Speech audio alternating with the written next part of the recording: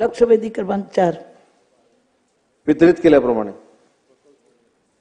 अध्यक्ष महोदय, गेले 2 ते 3 वर्ष झाली माननीय तत्कालीन मुख्यमंत्री एकनाथरावजी शिंदे साहेब यांच्या दालनामध्ये बैठक झाली होती आणि बैठक झाल्यानंतर हे प्रकल्पग्रस्त जी मुलं आहेत ज्यांच्या जमिनी वेगवेगळ्या प्राधिकरणासाठी सिडकोनी संपादित केल्या, जसं आता नव्याने होत असलेलं विमानतळ, अगोदर झालेले प्रकल्प, महानगरपालिका, सिडको यात भविष्यामध्ये घेतलेली आमची प्रकल्पग्रस्तांची मुलं यांना समाविष्ट करून कायमस्वरूपी करावी म्हणून माझं दालनात मीटिंग झाल्यानंतर मुख्यमंत्र्यांनी तत्कालीन आदेश दिले होते.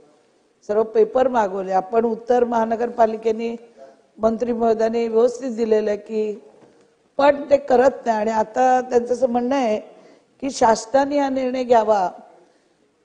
बारवी डॅमची मुलं शासनाने निर्णय घेऊन पालिकेत पाठवली, ती प्रकल्पग्रस्त आमच्या इकडे येऊ शकतात. मग आमची प्रकल्पग्रस्त मुलं आमच्या इथे 15 वर्ष काम करतात आहे. आज त्यांना खऱ्या अर्थाने भीक मागण्याची परिस्थिती आलेली आहे.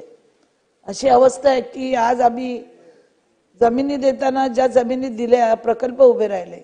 आज देशामध्ये राज्यामध्ये वेगवेगळ्या प्रकल्पासाठी आपण शेतकऱ्यांच्या जमिनी संपादित करता, पण आमची अवस्था बघून तिथले शेतकरी सुद्धा विचार करत असतात की या जमिनी द्यायच्या की नाही द्यायच्या.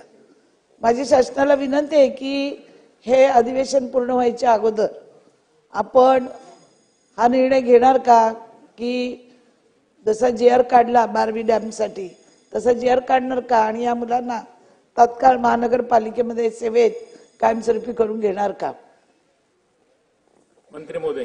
अध्यक्ष महोदय, सन्माननीय सदस्य मंदाताईंनी सिडकोच्या बाबतीमधल्या प्रकल्पग्रस्तांचा प्रश्न जो या ठिकाणी उपस्थित केला आहे.